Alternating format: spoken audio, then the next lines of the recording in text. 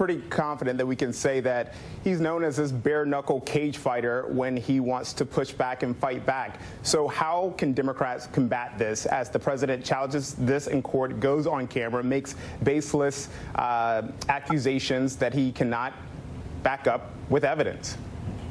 You know, I think it's important to do what Biden is doing right now, showing the difference between his leadership and Trump's leadership. But I also think it's really important to go around and hold Republicans accountable. And perhaps it will spark a conversation where you will see Democrats and Republicans beginning to work together in what will hopefully be a new administration that actually credits public servants, brings back credibility to the institutions that have long served us, and really puts back into place some normalcy and decency and respect in our systems. I think today was a real calling to all Republicans. For somebody who's been seeing this for a long time, I think it's about time, and I'm glad we're here, but we've got to speed it up because I don't want to see more of what we're seeing around the country with people going to some of these polling sites where people are counting votes, where you have poll workers who are just trying to do their job, and folks outside the door, banging down the door because you have a president who's afraid of losing and who doesn't know how to do this with grace and how to put country before himself.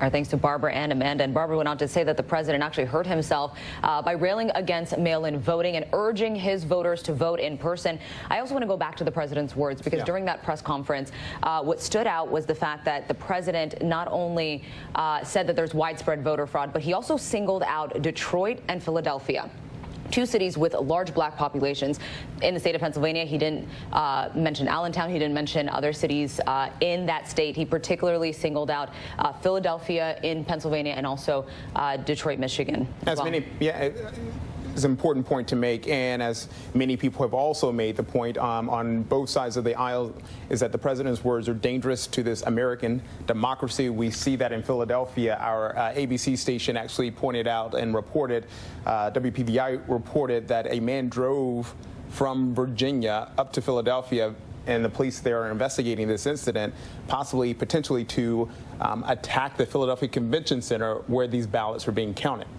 So the words definitely do matter. All right, coming up, the good news.